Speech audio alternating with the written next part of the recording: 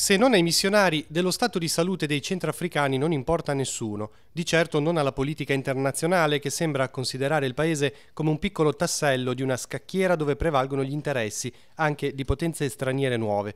Di concreto c'è che il governo Touadéra risulta piuttosto debole di fronte all'avanzata dei diversi gruppi ribelli, mentre l'ONU prova ad intervenire arrivando spesso in ritardo.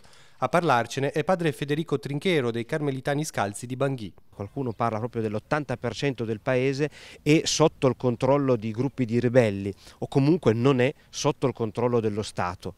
E questo è il grande problema del paese, nonostante l'interesse della comunità internazionale, nonostante il dispiegamento della missione dell'ONU di 12.000 soldati, il paese stenta proprio a decollare. Al Carmel di Bangui, nel periodo più caldo della guerra, i religiosi hanno ospitato fino a 10.000 sfollati. Un lavoro intenso di accoglienza, sono stati anni che hanno intrecciato storie e volti, il segno dei missionari, che come tante altre organizzazioni hanno deciso di rimanere al fianco della gente. Qui in Italia vedo che va molto di moda mangiare al chilometro zero. Ecco, potrei dire che la nostra comunità ha avuto la fortuna per 3 anni di avere la pastorale, l'apostolato al chilometro zero, perché non eravamo noi a dover andare dalla gente, ma erano queste 10.000 persone che vivevano con noi, accanto a noi, e quindi il nostro apostolato era proprio al chilometro zero.